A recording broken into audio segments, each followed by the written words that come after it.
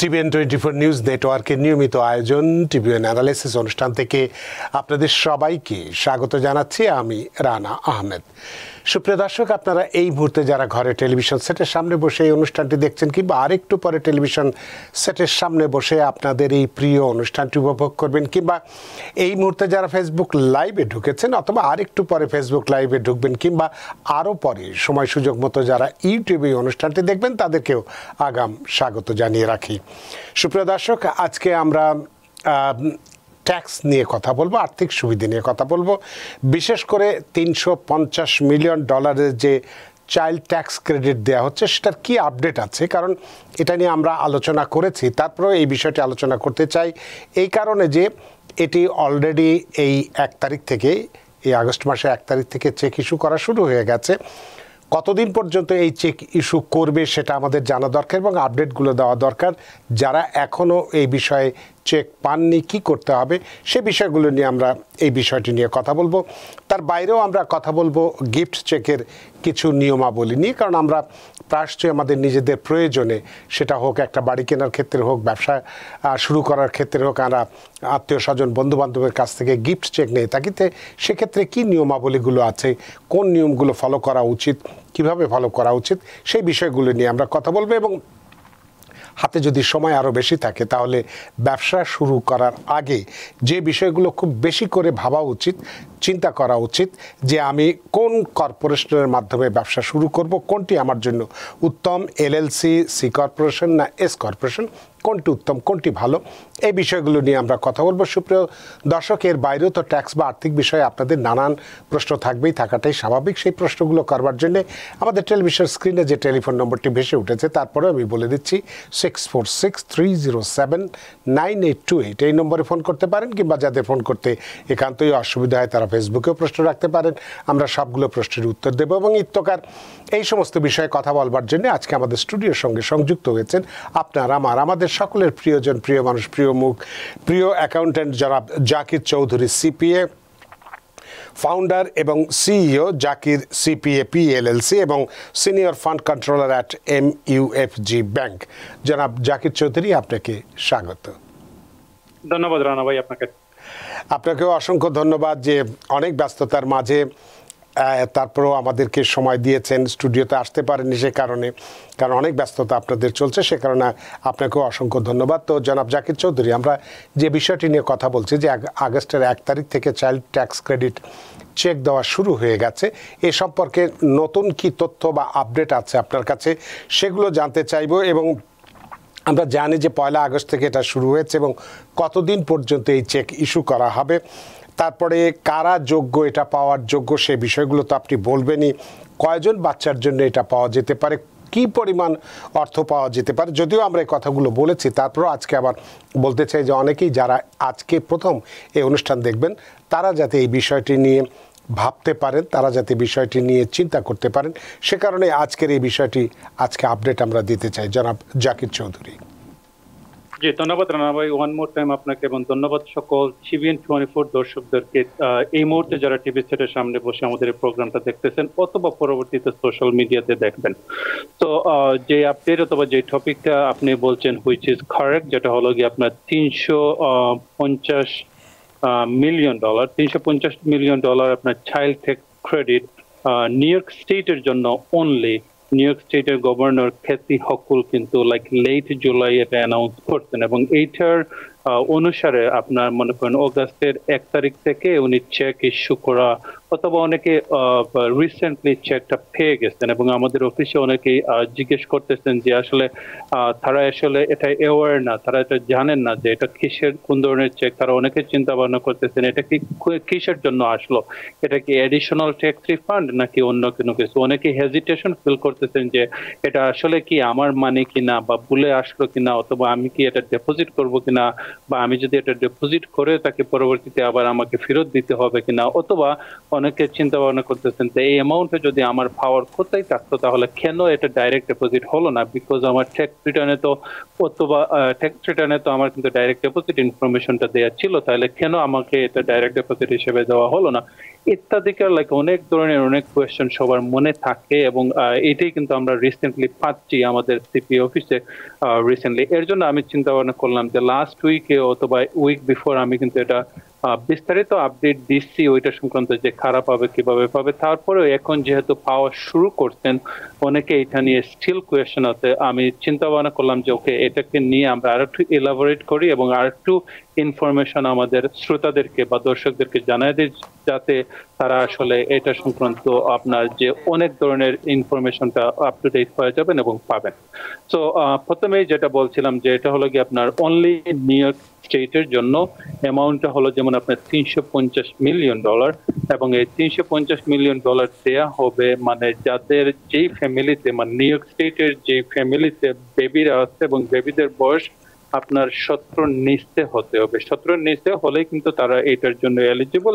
আরেকটা এলিজিবিলিটি তারা বলতেছে যে নিউ ইয়র্ক স্টেট বলতেছে যে তারা যখন অরিজিনালি ট্যাক্স রিটার্ন করতেন তখন তারা তাদের ট্যাক্স রিটার্নের যে রিফান্ড আছে, রিফান্ডের একটা এলিমেন্ট অথবা একটা উপাদান যেটাকে বলা হয় যেমন empire state child tax credit, এটা হলো নিউ ইয়র্ক স্টেটের চাইল্ড ট্যাক্স ক্রেডিটের একটা এডিশনাল, ওইটা তারা এলিজিবল হতে হবে অরিজিনালি ট্যাক্স রিটার্নে। যদি তারা এলিজিবল হয়ে থাকেন, তারা যদি অরিজিনাল ট্যাক্স রিটার্নে ওই empire state child tax credit যদি পেয়ে থাকেন, তাহলে তারা কিন্তু এইবার এই যে এডিশনাল ওয়ান টাইম যে ট্যাক্স ক্রেডিট ওইটা কিন্তু তারা পাবে। নাও ডিপেন্ডস করবে যে অ্যামাউন্টটা কে কত পাবে। ম্যাক্সিমাম অ্যামাউন্ট হলো গিয়ে আপনার প্রতি বেবির জন্য $330।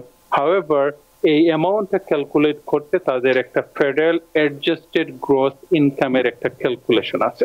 তো অ্যাডজাস্টেড গ্রস ইনকাম আপনার যার যত বেশি তারা কিন্তু কম অ্যামাউন্টটা পাবে, যার যত কম তারা কিন্তু বেশি অ্যামাউন্টটা পাবে। সো এই সংক্রান্ত যে ইনফরমেশন আপনার নিউ ইয়র্ক স্টেটের ওয়েবসাইটে দেওয়া আছে, আমি সেটা আপনাদেরকে এখন শেয়ার করতেছি। যদি ফেডারেল অ্যাডজাস্টেড গ্রস ইনকাম কারো 0 থেকে 10,000 পর্যন্ত থাকে, তাহলে তারা কিন্তু 100% of this child tax credit, meaning হলো এই যে ফুল $330 কিন্তু প্রতি বেবির জন্য তারা পাবে।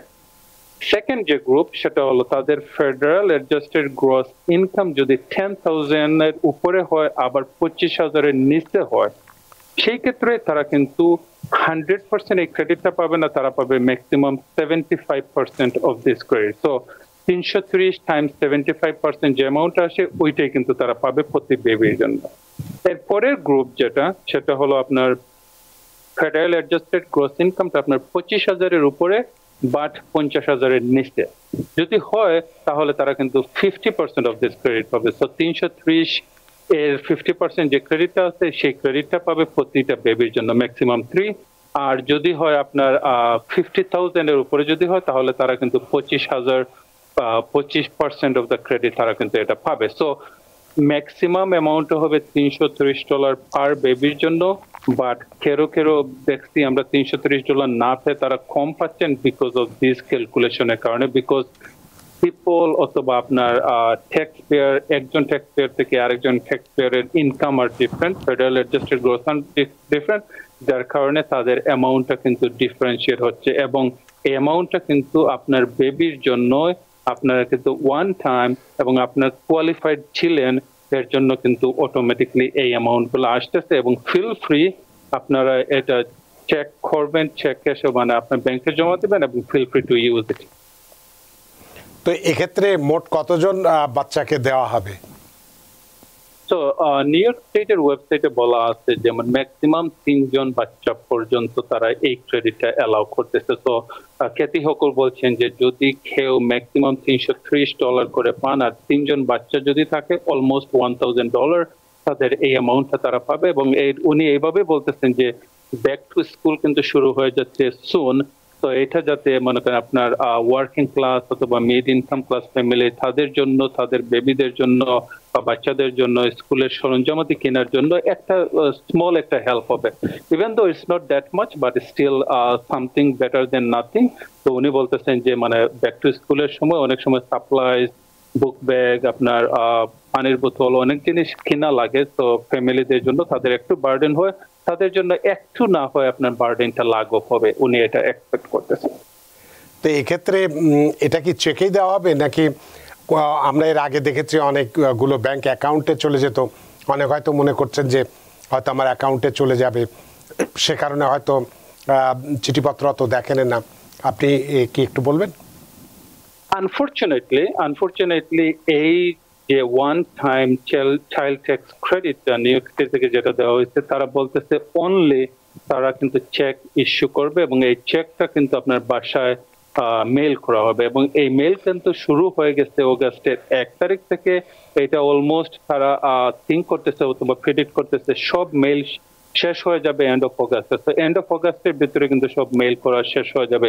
নাও ওরা ওয়েবসাইটে অথবা তাদের নিউ ইয়র্ক স্টেটের মানে ওয়েবসাইটে তারা কখনো বলে নাই যে কেন তারা এই চেকটা মেইল করতেছে। কারণ হলো কি, আপনার যদি তারা ডাইরেক্ট ডিপোজিট করে ফেলতো তাহলে কিন্তু ইজি হতো আমাদের সবার জন্য, রাইট হতে কিন্তু এই অ্যামাউন্টটা চলে আসতো। বাট আমরা যারা প্রফেশনাল, আমরা হয়তো বা প্রিডিক্ট করতেছি এটা হতে পারে যে আপনার একটা ব্যাংক অ্যাকাউন্ট আছে, কোনো একটা কারণে ব্যাংক অ্যাকাউন্টটা ক্লোজ হয়ে গেল বা কোনো একটা কারণে আপনি এই ব্যাংক অ্যাকাউন্টে না চাচ্ছেন না অন্য কোনো ব্যাংক অ্যাকাউন্টে আপনার এই চেকটা আনার জন্য, এই ধরনের হয়তোবা কোনো বাধ্যবাধকতা অথবা এই ধরনের কোনো কষ্ট অথবা এই ধরনের কোনো প্রবলেমের কারণে তারা হয়তোবা এটা চুজ করছেন যে না আমরা ডাইরেক্ট ডিপোজিট দিব না, আমরা অনলি মেইল করব। নাও যখনই তারা মেইলের সিস্টেমে চলে আসছেন তখন কিন্তু আরেকটা প্রবলেম এরাইজটা কি, যেমন ফর এন এক্সাম্পল রানা ভাই, আপনি কিন্তু একটা অ্যাড্রেসে ছিলেন, আপনি ট্যাক্স রিটার্নের সময় নাও রিসেন্টলি কোনো একটা কারণে আপনি মুভ করছেন, রাইট?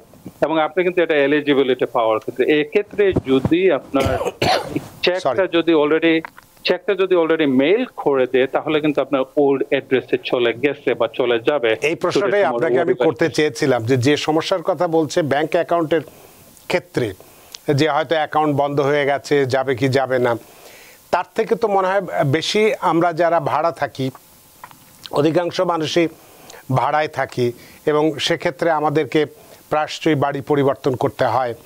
তো এই ক্ষেত্রে তাহলে সেই সমস্যাটা তো আরো বেশি বা প্রকট, সেক্ষেত্রে কি করণীয় আছে? আমি 100% এগ্রি আপনার সাথে। এবং যদি মনে করেন আমাদের কোনো এখতিয়ার অথবা আমাদের কোনো অ্যাডভাইস থাকতো তাহলে আমি তাদেরকে বা আমরা যারা প্রফেশনাল আছে তারা নিশ্চয়ই বলতাম যে ডাইরেক্ট ডিপোজিটে দেওয়ার জন্য, যেহেতু ওইটার কোনো অপশন নাই এবং আমাদের এই প্রবলেমটা এখন আমাদেরকে ফেস করতে হবে এবং এই প্রবলেম থেকে আপনি জানেন যে প্রতিটা প্রবলেমের কিন্তু একটা সলিউশন থাকে। নাও সে ফর এক্সাম্পল আপনি মুভ করছেন, এখন একটা রাইট ওয়েতে আপনি একটা জিনিস আপনি সার্ভিস নিতে পারেন ইউএসপিএস এর, যে পোস্টাল অফিসের একটা সার্ভিস আছে, যে সার্ভিসটাকে বলা হয় যেমন অটো ফরওয়ার্ড আপনার মেইল। কিভাবে কাজ করে, যেমন ফর এক্সাম্পল আপনি যে অ্যাড্রেস থেকে রিসেন্টলি চেঞ্জ হয়েছেন সব জায়গাতে আপনি অ্যাড্রেস কিন্তু আপডেট করার সময় পান নাই বা it's gonna take some time আপনার আপডেট করার জন্য, বা এই ক্ষেত্রে আপনি ইউএসপিএস কে বলতে পারেন যে আপনার নামে যদি কোনো ওল্ড অ্যাড্রেসে যদি কোনো চিঠি আসে যাতে অটো ফরওয়ার্ড করে দেয় আপনার নিউ অ্যাড্রেসে। তো এই ক্ষেত্রে আপনার যতই চিঠি থাকুক আপনার ওল্ড অ্যাড্রেসে যাক না কেন তারা কিন্তু অটোমেটিকলি আপনাকে নতুন অ্যাড্রেসে দিয়ে দেবে। এইটা হতে পারে নাম্বার 1 সলিউশন। সেকেন্ড সলিউশন, যে ফর এক্সাম্পল এটা আপনি করতে পারলেন না, রাইট, আপনি আপনার ভালো সম্পর্ক আছে যেই জায়গাতে আপনি আগে ছিলেন তাদেরকে বলে রাখলেন যে আমার এরকম কোনো চেক যদি থাকে তাহলে আমাকে একটু আপনারা নোটিফাই করেন, আমি পিক আপ করে নেবো। এটাও হতে পারে নাম্বার সেকেন্ড। নাম্বার থার্ড হতে পারে ফর এক্সাম্পল আপনি ওদের সাথে ভালো সম্পর্ক নাই, ওইখানে যেতে পারবেন না, সো মেনি রিজন হতে পারে, right?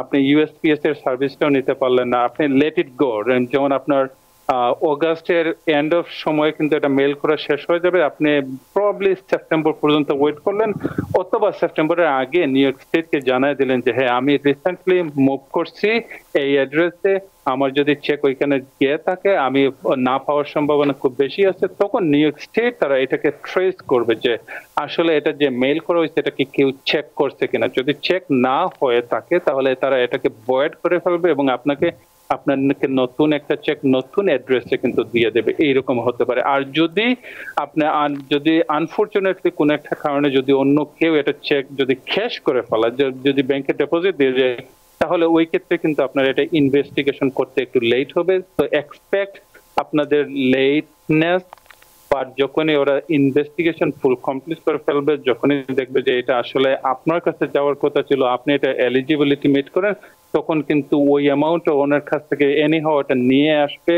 R by the time কিন্তু আপনাকে আপনার চেকটা ইস্যু করবে, আপনার নতুন অ্যাড্রেসে চলে যাবে। সো আমি জানি যেমন direct deposit should have been, অথবা এই ক্ষেত্রে আসলে হয়তো বা আইডিয়াল হতো মেইল চেকটা। হোপফুলি এটা একটু আমাদের জন্য একটু প্রবলেম ক্রিয়েট করবে, যেহেতু আমরা যা মানে আপনার রিসেন্টলি আমরা মুভ করি। আর আপনি যদি মুভ না করেন তাহলে ডেফিনেটলি আপনার অ্যাড্রেসে পেয়ে যাবেন। এবং অনেকে অলরেডি পাওয়া শুরু করে দিচ্ছেন, যারা আমাদেরকে বলতেছেন যে আমরা এই চেকটা পাইছি, আমরা বুঝতেছি না আমরা আসলে কি করব, এটা কি আমার পাওনা কিনা। তো আসলে এটা আপনাদের পাওনার অ্যামাউন্ট। তো এক্ষেত্রে ধরুন যে যেহেতু এটা আপনি বলছেন যে এটা ব্যাংক অ্যাকাউন্টে যাচ্ছে না, এবং এটা আমরাও জানি, কিন্তু এটা যেটা বললেন যে বাড়ি যদি আমি ঠিকানা পরিবর্তন হয় এবং পরিবর্তনজনিত কারণে আমি না পাই, সেক্ষেত্রে কি করতে হবে?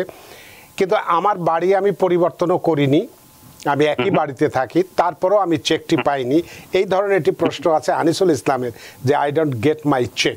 তার মানে উনি বাসায়, যেহেতু আমরা আলোচনা করছিলাম যে যদি ঠিকানা পরিবর্তন হয় সেক্ষেত্রে, তাহলে ওনার ক্ষেত্রে ধরে নিচ্ছে যে ঠিকানা পরিবর্তন হয়নি, একই বাড়িতে আছে, তাহলে তিনি কতদিন অপেক্ষা করবেন এই চেকটির জন্যে? যেহেতু এখনও আপনি বললেন যে আগস্টের 31 তারিখ পর্যন্ত চেক ইস্যু হবে, কতদিন পর্যন্ত অপেক্ষা করার পরে তারপরও যদি না পায় তাহলে কি করবেন উনি?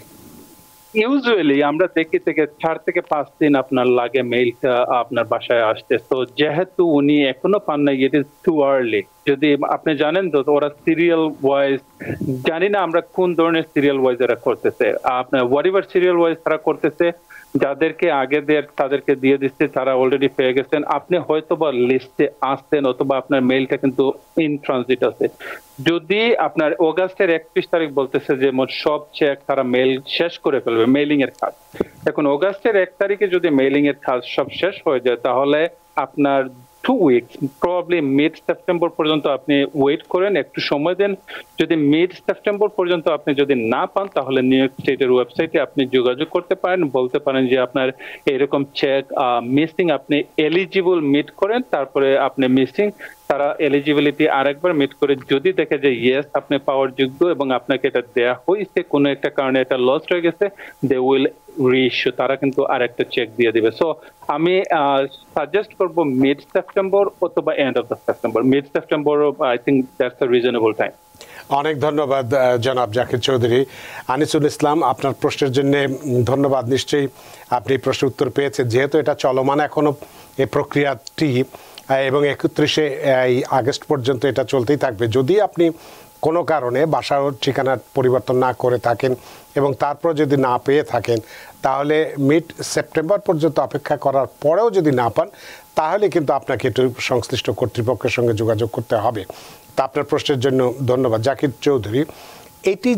এই যে চাইল্ড ক্রেডিটটার কথা বললেন, এডিশনাল হোক আর যে উপায়ই হোক না কেন, তো এটি কি শুধুমাত্র নিউ ইয়র্কের জন্য, না নিউ ইয়র্কের বাইরের কোনো স্টেটের বা অন্যান্য স্টেটও দেয়া হবে কি হচ্ছে না, এই ধরনের কোনো তথ্য আপনার কাছে আছে কি না? কারণ এই ধরনের প্রশ্ন একজন আঁখি ইশরাফ তিনি বলেছেন, this is only for new York, please let me no, we live in Michigan.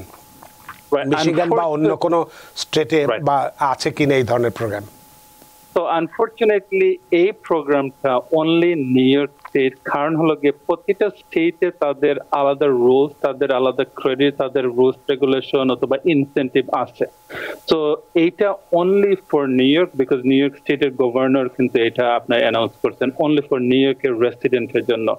আমরা আশা করতেছি এইটাকে দেখে অন্যান্য স্টেটের গভর্নর অথবা অন্যান্য স্টেটের ডিপার্টমেন্ট অফ ট্যাক্সেশন হয়তোবা তারা সামথিং সিমিলার কোনো একটা প্রোগ্রাম অথবা ইনসেন্টিভ নিয়ে আসতে পারেন। সো তাদের সাথে অথবা তাদের ওয়েবসাইটে আপনারা কিপ আপ টু ডেট থাকেন। আশা করি এরকম করে আপনারা কোনো কিছু একটা পাবেন নিউ ইয়র্কের মতো। অনেক ধন্যবাদ আঁখি ইশরাফ। আশা করি আপনার উত্তর পেয়েছেন। বর্তমানে যে যে এই চাইল্ড ক্রেডিটটি দেওয়া হচ্ছে সেটি শুধুমাত্র নিউ ইয়র্কের জন্য, আপনাদের মিশিগানের জন্য এই মুহূর্তে হয়তো নেই। তারপরেও আপনারা আপনাদের ওয়েবসাইটগুলো, যেহেতু একটা স্টেট দিচ্ছে, অন্য অন্য স্টেটও তো, যেহেতু এটি একটি কল্যাণমূলক রাষ্ট্র, আমরা জানি ওয়েলফেয়ার স্টেট আমেরিকা সবসময় তাদের নাগরিকদের সুবিধাটাই বেশি দেখে থাকে। সুতরাং এখানে যেহেতু দিচ্ছে, আপনাদের স্টেটও হয়তো দিতে পারে, সেগুলো আপনারা টাইম টু টাইম খোঁজ রাখবেন, তাহলে হয়তো আপনারাও বুঝতে পারবেন। আখি ইশরাফ, আপনার প্রশ্নের জন্য অসংখ্য ধন্যবাদ। তো জাকির চৌধুরী, আপনি এই সম্পর্কে এটুকুই আপনার কাছে আপডেট আছে, নাকি অন্য কোনো আর কোনো পরিবর্তন বা পরিবর্ধন কিছু হয়েছে কিনা, আপনি কি বলবেন? হ্যাঁ, ওইটাতে আর কোনো পরিবর্তন নাই। অনেকে আমাদেরকে এটাও জিজ্ঞেস করতেছেন যে আমরা কি কোনো ওয়েবসাইটে গিয়ে অ্যাপ্লিকেশন করব কিনা বা কোনো ওয়েবসাইটে গিয়ে চেক করব কিনা যে আমার এটা ইস্যু হয়েছে কিনা। আনফরচুনেটলি কেতি হকুল এটা বলছেন যে মানে আপনাকে কোনো কিছু করতে হবে না, you don't even have to, আপনাকে কোনো ফোন কলও করতে হবে না যে আমার এটা দেওয়ার জন্য, যে ফোন কল ক্লেম করার পরে আমাকে দেবে এরকম না। তারা অটোমেটিকলি ট্যাক্স রিটার্ন যারা কমপ্লিট করছেন এপ্রিল 15, 2024 এর আগে অথবা এপ্রিল 15, 2024 এ যারা ট্যাক্স রিটার্ন সাবমিট করছেন, তাদের ভিত্তিতে তারা রিকোয়ারমেন্ট অথবা এলিজিবিলিটি সিলেক্ট করবেন এবং এলিজিবল যখনই হবেন ওইটার অনুসারে যে অ্যামাউন্টটা আসে তারা অটোমেটিকলি এই চেকটা দিয়ে দিচ্ছেন। তো কাউকে অ্যাপ্লিকেশন করা লাগবে না, কাউকে ফোন কলও করা লাগবে না এটা পাওয়ার জন্য। It just like it is kind of like automatic. এবং এটি অনেকের কাছে, ফরচুনেটলি অনেকের কাছে আমি আপনাকে, রানা ভাই আপনাকে বলে যে অনেকে সারপ্রাইজ হয়ে যাচ্ছে, অনেকে মনে করতেছে এটা এখন কেন আসলো, মানে অনেকে খুশি হচ্ছে, অনেকে আবার ভয়ও পাচ্ছে যে এটা আসলে কি আমার মানে কিনা, আমি কি এটা টাচ করবো কিনা, বা অথবা আমি যদি এটা ব্যাংকে জমা দেই আবার কি আবার নিয়ে যাবে কিনা, সামথিং লাইক দ্যাট। তো there is nothing, it's kind of like surprise. এবং যারা এলিজিবিলিটি মিট করে থাকেন তারা অটোমেটিকলি এটা পেয়ে যাচ্ছে। তারপরে তাদের জন্য কোনো ভয় নেই, যারা এই 17 বছরের নিচে যাদের বাচ্চা আছে, 2 বা 3টে বাচ্চা পর্যন্ত দেওয়া হচ্ছে, তারা যদি এই চেকটি পেয়ে থাকেন তাদের কোনো সমস্যা নেই। কিন্তু যদি এই যেটা যারা ভয় পাচ্ছে, অবশ্য ভয় পাওয়ার কোনো কারণ নেই, কারণ সরকার নিশ্চয়ই ভুল করে আপনার ঘরে টাকা দেবে না, সুতরাং আপনি পাওয়ার যোগ্য বলেই আপনার কাছে আসছে, তাই তো? জি। তো আমরা, আমার মনে হয় সাইমা হোসেন একটি প্রশ্ন রেখেছেন, আমরা বিষয়টি ইতিমধ্যে আলোচনা করেছি। তো উনি হয়তো পরে যোগ দিয়েছেন অনুষ্ঠানে, বা হয়তো উনি বাসায় বসে হয়তো পরে আমাদের টেলিভিশনে দেখছিলেন, বা পরে হয়তো যোগ দিয়েছেন, হয়তো ঠিক শুনতে পাননি যে উনি বলছেন how much is the cheque, সেটা আমরা বলেছি এবং ওনার সুবিধার্থে আমরা আবারও বলবো। তবে একটি বিরতি নিতে চাই, বিরতির পরে এসে এই বিষয়টি আবার না হয় আপনি একটু বলবেন। সুপ্রিয় দর্শক, নিচ্ছে একটি ছোট্ট বিরতি, সে পর্যন্ত আমাদের সাথেই থাকুন। সুপ্রিয় দর্শক, বিরতির পর ফিরে এলাম আপনাদের প্রিয় অনুষ্ঠান টিবিএন অ্যানালিসিসে। আজকের অতিথি জনাব জাকির চৌধুরী, সিপিএ, ফাউন্ডার এবং সিইও জাকির সিপিএ PLLC এবং senior fund controller at MUFG bank, এবং আপনাদের সাথে রয়েছে আমি রানা আহমেদ। তো জনাব জাকির চৌধুরী, আমাদের একজন দর্শক সাইমা হোসেন, তিনি হয়তো পরে যোগ দিয়েছেন বলেই প্রশ্নটি করেছেন, কি পরিমাণ অর্থ প্রতি বাচ্চা প্রতি দেওয়া হবে, যদি একটু আবার বলেন আপনি। জি, তো প্রতিটা বাচ্চার জন্য ম্যাক্সিমাম 330, এটা হলো maximum, but it could be anywhere 100, 150, 250, এটা ডিপেন্ডস করে তাদের ফেডারেল অ্যাডজাস্টেড গ্রস ইনকামের উপরে। আশা করি ওনার কোয়েশ্চেনের আনসার উনি পেয়ে গেছেন। আশা করি সাইমা হোসেন আপনি আপনার প্রশ্নের উত্তর পেয়েছেন। সর্বোচ্চ 330, সেটা আবার ফেডারেল ইনকামের উপরে নির্ভর করে যে কত পাবে, সেই হিসেবে সর্বোচ্চ 330 এবং সর্বনিম্ন 25% হিসেবে আপনার ইনকামের উপরে নির্ভর করে। তো আমাদের সাথে কামরুন খান এবং নাজমুন নাহার আপনার সাথে ছিলেন, আপনাদেরকে ধন্যবাদ। তো আমরা একটু দ্বিতীয় আলোচনায় যেতে চাই, সেটি হচ্ছে গিফট চেকের নিয়মাবলী সম্পর্কে। আমরা ব্যবসা ক্ষেত্রে হোক বা বাড়ি কেনার ক্ষেত্রে হোক বা যে কোনো প্রয়োজনের ক্ষেত্রেই হোক, আমাদের আর্থিক প্রয়োজন অনেক সময় দেখা দেয়। সে কারণে আমরা আমার নিজের ভাই বোন, আত্মীয় স্বজন কিংবা বন্ধু বান্ধবের কাছ থেকে আমরা সেটা মেটাবার জন্য আমরা গিফট চেক নিয়ে থাকি। এইটার নিয়মাবলীটা আপনি যদি একটু বলেন, যে এক্ষেত্রে যে যিনি আমরা নিচ্ছি যিনি গিফট চেক যিনি নিচ্ছি কিংবা যিনি দিচ্ছেন, এর মধ্যে কি তাকে মানে দাতা বা গ্রহীতাকে ট্যাক্স পে করতে হবে কিনা, বা কি পরিমাণ গিফট চেক আমরা নিতে পারি, কত পরিমাণ, কতজনের কাছ থেকে কি পরিমাণ আমরা নিতে পারি বা কোন সময় আমরা এই গিফট চেকটি গ্রহণ করতে পারি, সেই ধরনের যে নিয়মাবলীগুলো আছে যদি একটু বিস্তারিত কথা বলেন, তাহলে যাদের প্রয়োজন আছে, যারা প্রয়োজনে মেটাবার জন্য আত্মীয় স্বজন বন্ধুবান্ধবের কাছ থেকে গিফট চেকগুলো নেবেন, তারা অন্তত কিছুটা নিয়মটা পালন করে এই গিফট চেকটা নিতে পারবে এবং সেক্ষেত্রে তাদের কোনো সমস্যা বা ঝুঁকির মধ্যে পড়তে হবে না। জনাব জাকির চৌধুরী।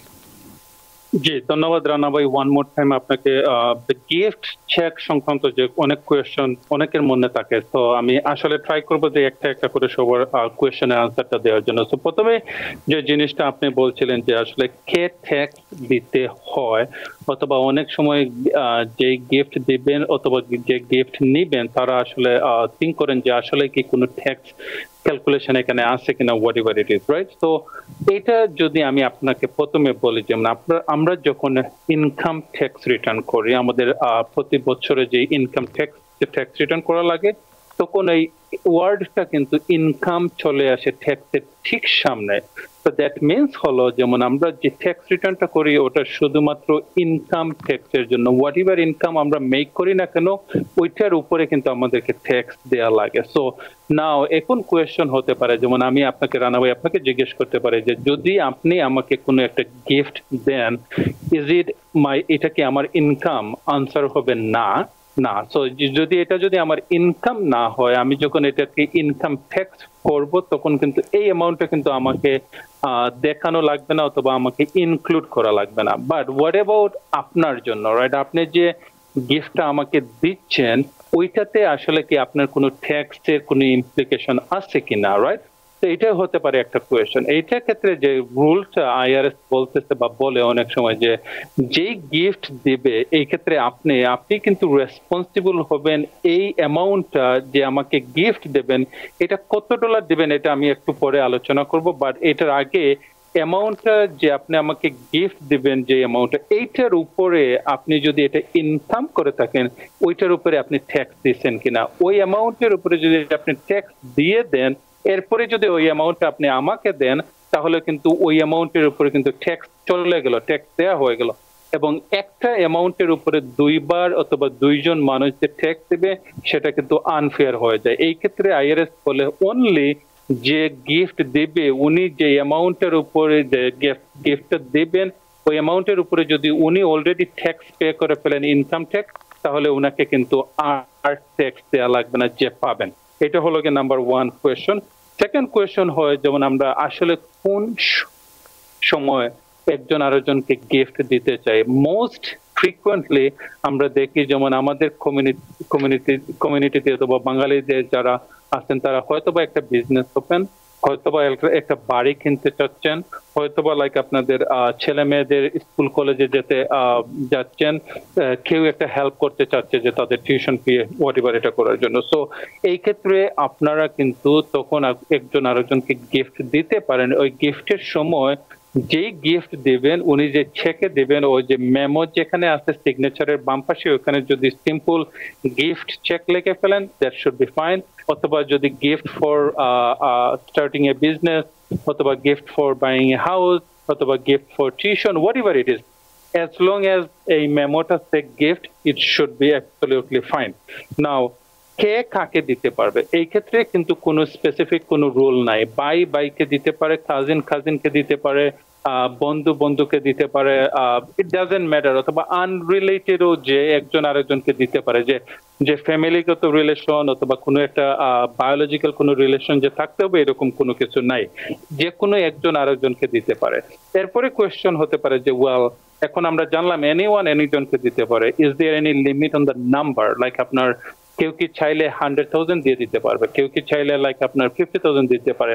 ওয়েল আপনি যদি একজন আরেকজনকে যদি গিফট করতে চান তাহলে মানে there is no specific limit, আপনার যদি সামর্থ্য থাকে আপনি দিতে পারেন। বাট একটা রুল আছে সবাইকে একটু পে অ্যাটেনশন করতে হবে, সেটা হলো যেমন একজন ইন্ডিভিজুয়াল আরেকজন ইন্ডিভিজুয়ালে একটা বছরে ম্যাক্সিমাম একটা অ্যামাউন্টের উপরে যদি উনি ক্রস করেন তাহলে ওনাকে কিন্তু একটা গিফট ট্যাক্স রিটার্ন সাবমিট করতে হয়। ইট জাস্ট ফর ইনফরমেশন পারপাসের জন্য। এখন এই অ্যামাউন্টটা যে ম্যাক্সিমাম যে অ্যামাউন্টটা ইন এ ইয়ার এটা ডিপেন্ডস করে আপনার, এটা চেঞ্জ হয় ইয়ার বাই ইয়ার।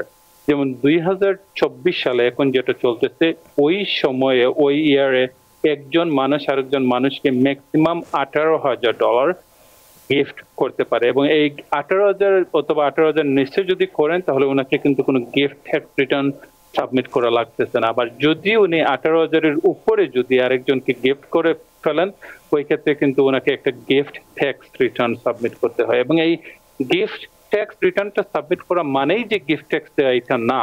কারণ হলো কি, এটা কিন্তু এটা ইনফরমেশন পারপাসের জন্য, যদি আপনি আইআরএস কে জানানোর জন্য যে আপনি এই একজন মানুষ আরেকজন মানুষকে গিফট ট্যাক্স দিচ্ছেন। আরেকটা জিনিস আমাদের সবাইকে মনে রাখতে হবে, যেমন আপনার যদি আপনি কোন 18,000 করে যদি সারা লাইফ দিতে থাকেন, আপনি কি আসলেই কি ট্যাক্স অ্যাভয়েড করতে পারবেন কিনা আপনার লাইফ সঙ্গে? এই ক্ষেত্রে একটা রুল আছে, আইআরএস যেটা বলতেছে যে আপনি প্রতি বছরে 18,000 করে দেন, এইভাবে যদি আপনার পুরো লাইফ টাইমে যদি আপনি একটা অ্যামাউন্ট ক্রস করে ফেলান, তখন কিন্তু আপনাকে গিফট ট্যাক্স দিতে হবে। এই অ্যামাউন্টটা হবে যেমন আপনার 2024 সালের জন্য যে অ্যামাউন্টটা বলা হয়েছে, সেই অ্যামাউন্টটা হলো কি আপনার 13.61 মিলিয়ন।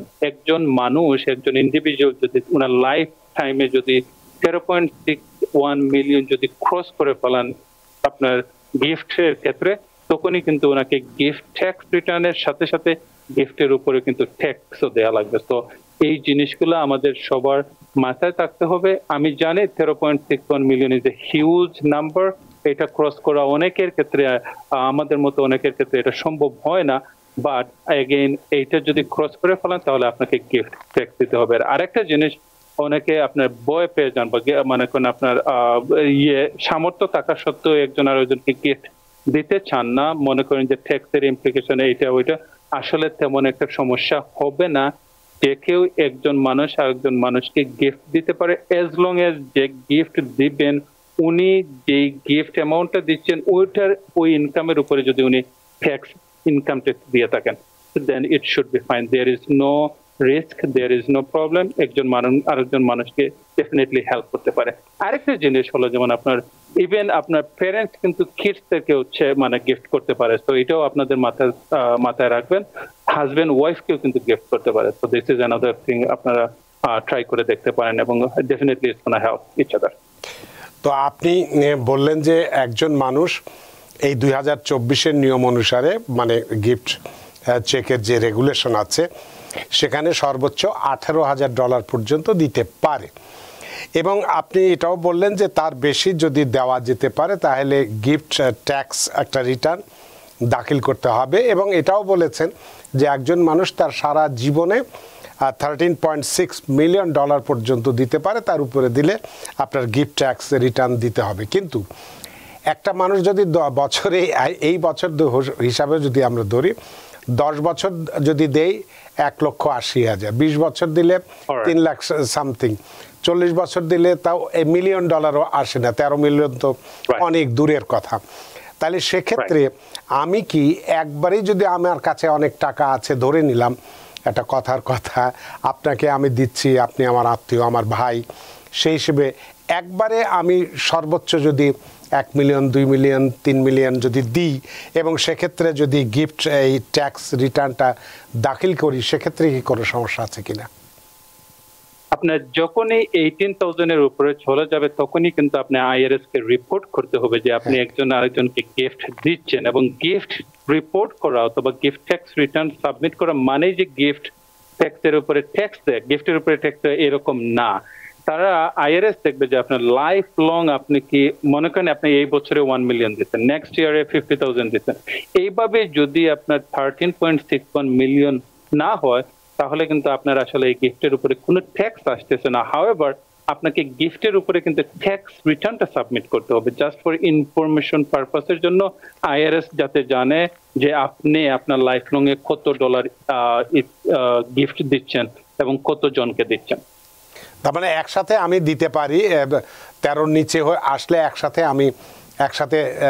1 মিলিয়ন, 2 মিলিয়ন আমি দিতে পারি, কিন্তু সেক্ষেত্রে আপনি দিতে পারেন। দেয়ার ইজ নো ট্যাক্স, এখানে কোনো ট্যাক্স ডিউ আসছে না, শুধুমাত্র আমাকে আইআরএস কে ট্যাক্স রিটার্নটা দাখিল করতে হবে। রাইট, আপনি যখনই আপনি আইআরএস কে আপনি ট্যাক্স রিটার্নটা দাখিল করতেছেন তখনই কিন্তু আইআরএস এর রেকর্ডে আপনি চলে যাচ্ছেন, তারা কিন্তু লাইফ লং এর যে অ্যামাউন্টটা ওই অ্যামাউন্টটা কিন্তু তারা ক্যালকুলেট করা শুরু করে দেবে। সেটাই, মানে সেই পর্যন্ত আমি দিতে পারবো। তো এটি একটি খুবই ভালো একটা রেগুলেশনস, যে যদি কারো দরকার পড়ে আর কারোর যদি অলস অর্থ পড়ে থাকে, কারণ এই দেশের নিয়ম তো অনেক কঠিন নিয়ম, আমাদের দেশের বাংলাদেশের মতো নয় যে কেউ নাই তারপরে অন্য আত্মীয় স্বজনের মধ্যে ভাগাভাগি হয়ে যায়। এখানে কেউ না থাকলে সেটি রাষ্ট্রই পেয়ে যায়। সুতরাং সেক্ষেত্রে যদি আমার নিকট আত্মীয় যারা আছে তাদেরকে যদি আমি 1, 2, 3, 5 মিলিয়ন দিয়ে যাই এবং একবারই যদি দেই এবং সেক্ষেত্রে শুধু যদি ট্যাক্স যেটা গিফট ট্যাক্স রিটার্নটা দাখিল করি তাহলে তো কোনো সমস্যা নেই, তাই তো? জি, অনেক ধন্যবাদ জনাব জাকির চৌধুরী বিষয়টি বিস্তারিতভাবে আলোচনা করার জন্য। সুপ্রিয় দর্শক, নিশ্চয়ই বুঝতে পেরেছেন যে আমরা যদি কখনো কোনো প্রয়োজনে, সেটা বাড়ি কেনাই হোক, কোনো ব্যবসা প্রতিষ্ঠান কেনার ক্ষেত্রেই হোক, নানান কিছুর ক্ষেত্রে হোক, এই ধরনের অ্যামাউন্ট কিন্তু আমরা আমাদের আত্মীয় স্বজন বন্ধুবান্ধবের কাছ থেকে নিতে পারি, সহায়তা পেতে পারি এবং সেটা দিয়ে আমরা একটি ভালো কাজও করতে পারি। তাহলে এক্ষেত্রে আপনার কাছে একটি প্রশ্ন আসে, যদি আমরা একটি বড় ধরনের অ্যামাউন্ট গিফট চেক যদি আমি কোনো দাতব্য জায়গায় যদি দেই, চ্যারিটেবল কোনো অর্গানাইজেশনের যদি দেই বা মসজিদ মন্দির গির্জা বানানোর ক্ষেত্রে দিই, সেক্ষেত্রে কি রেগুলেশনস আছে? তো যখনই আপনি কোনো দাতব্য অথবা নন প্রফিট অর্গানাইজেশনে আপনি ডোনেশন করবেন তখন কিন্তু দেয়ার আর ট্যাক্স বেনিফিট। আপনি তো একটা অর্গানাইজেশনকে হেল্প করলেন, ওইটা এসে গিয়ে ওদের হেল্পের সেকেন্ড যে হেল্প, আপনি নিজের আপনার ট্যাক্স লাইবিলিটি কিন্তু অনেক রিডিউস করে ফেলতে পারবেন যদি আপনি দাতব্য অথবা নন প্রফিট অর্গানাইজেশনে যদি আপনি অ্যামাউন্ট কন্ট্রিবিউশন করেন। এই ক্ষেত্রে আপনি আপনার tax return standard deduction use না করে আপনি আইটেমাইজ যদি করেন তাহলে কিন্তু আপনার ট্যাক্স লাইবিলিটি যা থাকবে এর থেকে অনেক কম ট্যাক্স দেওয়া লাগবে। এর কারণে আপনি দেখবেন যে যেহেতু যত ওয়েলথি পার্সন আছে, আপনার প্রেসিডেন্ট ট্রাম্প অথবা আগের প্রেসিডেন্ট ট্রাম্প অথবা অন্যান্য যারা, তারা দেখেন তো কিছুদিন পর পর তারা কিন্তু ডোনেশন করে এবং ডোনেশন করলে কিন্তু মনে করেন ওই যে ট্যাক্স লাইবিলিটি যারা আছে তারা কিন্তু ট্যাক্স লাইবিলিটি অনেক রিডিউস করে ফেলেন এবং তাদের ট্যাক্সের জন্য ভালো হয়। এটা তাদের পার্সোনাল বেনিফিটের জন্য। আর এট দ্য সেম টাইম আপনি একটা সংগঠনকে হেল্প করতেছেন, একটা কান্ট্রিকে অথবা একটা সংস্থাকে, একটা এরিয়াকে, একটা স্টেটকে হেল্প করতেছেন। তো it's a win win scenario. যেই দিচ্ছেন ওনারও পার্সোনাল বেনিফিট এবং যাকে দিচ্ছেন তাদেরও বেনিফিটটা হয়ে গেল।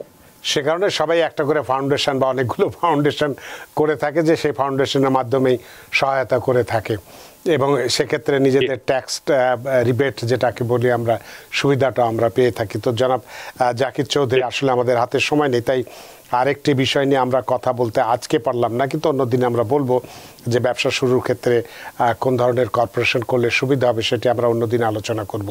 জনাব জাকির চৌধুরী, আপনি অনেক ব্যস্ত মানুষ, ব্যস্ততা সত্ত্বেও আজকে আমাদেরকে সময় দিয়েছেন, খুব গুরুত্বপূর্ণ দুটো বিষয় নিয়ে কথা বলেছেন, দু একটি প্রশ্নের উত্তরও দিয়েছেন আমাদের সম্মানিত দর্শকদেরকে। সত্যি আমরা ঋদ্ধ, আমরা প্রাণিত।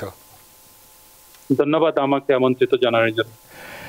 আবারও ধন্যবাদ জনাব জাকির চৌধুরী আপনাকে। সুপ্রিয় দর্শক, আমরা আলোচনা করেছি $350 মিলিয়ন চাইল্ড ট্যাক্স ক্রেডিটের যে আপডেটটি আছে সেটি আমরা দিয়েছি। এখনও যারা এটা পাননি তারা অপেক্ষা করুন আরও কিছুদিন, তারপরেও যদি না পান আগস্টের 31 তারিখের পরে মিড সেপ্টেম্বর পর্যন্ত অপেক্ষা করুন। না পারলে সংশ্লিষ্ট দপ্তরের সঙ্গে যোগাযোগ করে নিজেদের এই পাওনাটুকু বুঝে নিন। সেই সাথে আমরা আলোচনা করেছি গিফট চেকের যে নিয়মাবলী, বিভিন্ন দিক সুবিধা আছে, সে বিষয়গুলো আমরা কথা বলেছি। নিশ্চয়ই আপনাদের এই অনুষ্ঠান ভালো লেগেছে। সুপ্রিয় দর্শক, যে যেখানেই থাকুন ভালো থাকুন, সুস্থ থাকুন, নিরাপদে থাকুন। TBN 24 নিউজ নেটওয়ার্কের সাথেই শুভরাত্রি।